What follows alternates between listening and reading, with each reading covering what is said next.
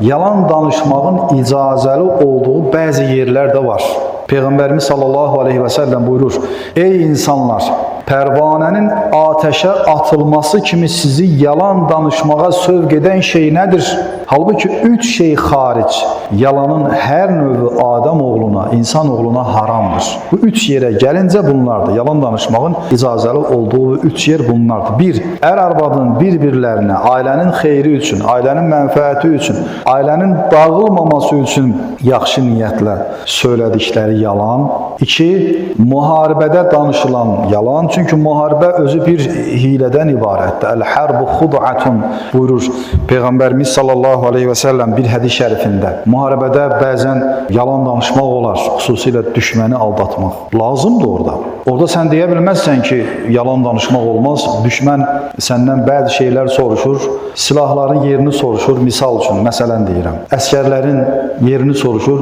Sən də ona olduğu kimi düzgün, doğru cavab verirsən və niyyətin də budur ki, yalan danışan bilirəm, yalan danışmaq günahdır. Xeyr, orada tam tərsi yalan danışmaq lazımdır düşmənə. O əskərlərin, silahların yerini deməmək lazımdır. Orada yalan danışmaq olar. Misal verirəm.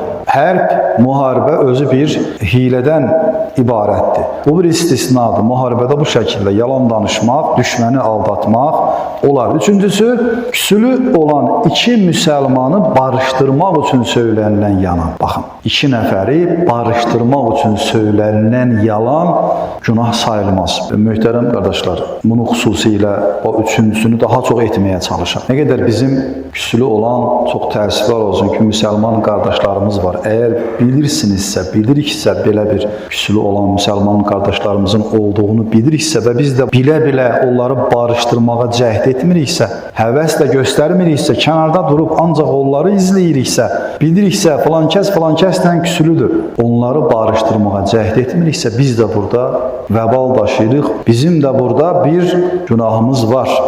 Kimsə onları barışdırmalıdır ya yox, o insanların özləri birbaşa barışma ehtimalı çox azdır. Üçüncü bir şəxs lazımdır ki, müəyyən vasitələrlə onları barışdırsın. O yollardan birisi də nədir? Peyğəmbərimiz sallallahu aleyhi və səlləm bizə onun yolunu gözəl bir şəkildə bizə öyrədir. Yalanla belə olsa 2 müsəlman qardaşınızın arasını düzəldin deyir. Baxın, 2 nəfəri barışdırmaq, başqa bir hədisdə belə buyurulur. 2 nəfəri barışdırmaq niyyəti ilə xeyir söyləyən və xeyir tələb edən kimsə yalancı deyildir. Hətta sahabələrdən bunu bəziləri edir. Misal üçün, Əbu Kahildən belə rəvayət edilir. Əshabələrdən 2 nəfər arasında qılınc qılınca gələcək dərəcədə münaqişə oldu. Mən onlardan birisi ilə qarşılaşdım və ona səninlə filan kimsənin arası nə üçün pozuldu? Halbuki o səni çox tərifləyir, səndən çox razıdır dedim. Halbuki elə deyil, yalan danışır.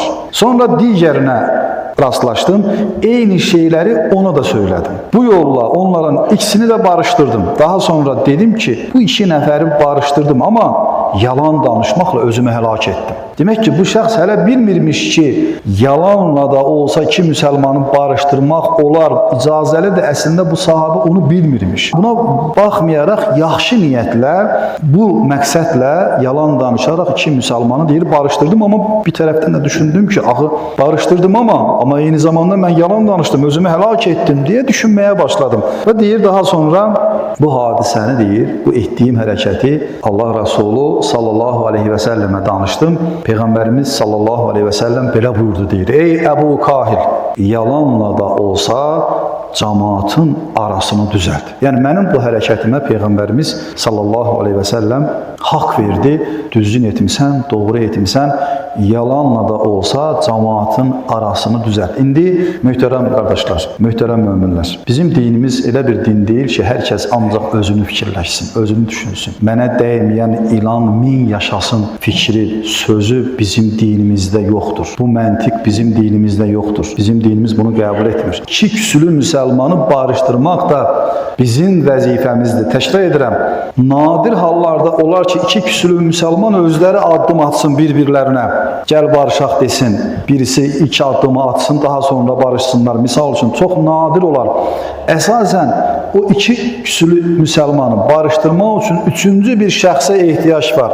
İstəməzmisən sən olasan o savabı sən qazanasın. Niyə etmirik? Qoy biz edək, qoy biz barışdırmağa cəhd edək, iki müsəlmanı barışdırmaq üçün cəhd edək, çalışaq, qoy barışmasınlar, bizdən günah getsin də, belə deyək. Biz vəbal altında qalmayaq.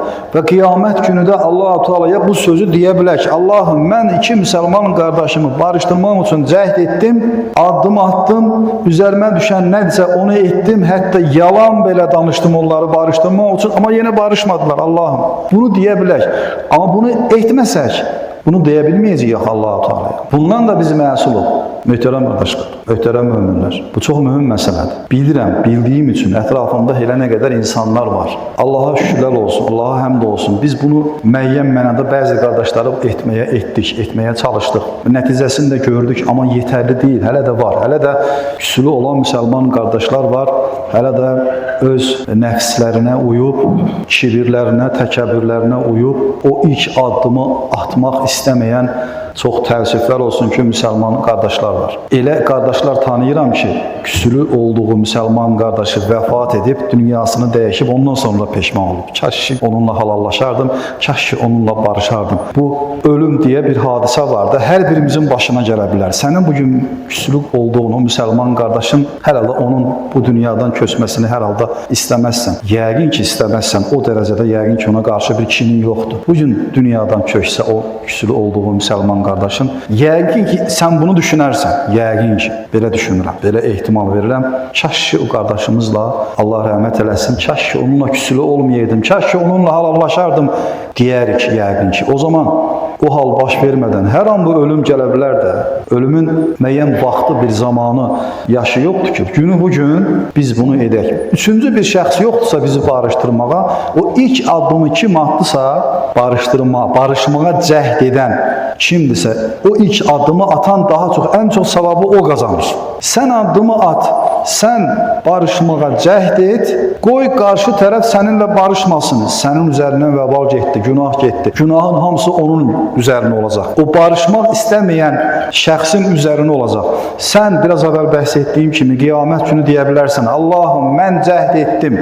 Üçüncü bir şəxs bizi barışdırmağa cəhd etmədi. Amma mən özüm müsəlman qardaşımla barışmağa cəhd etdim. İlk addımı attım, amma o barışmadı. Artıq günah onun boynuna.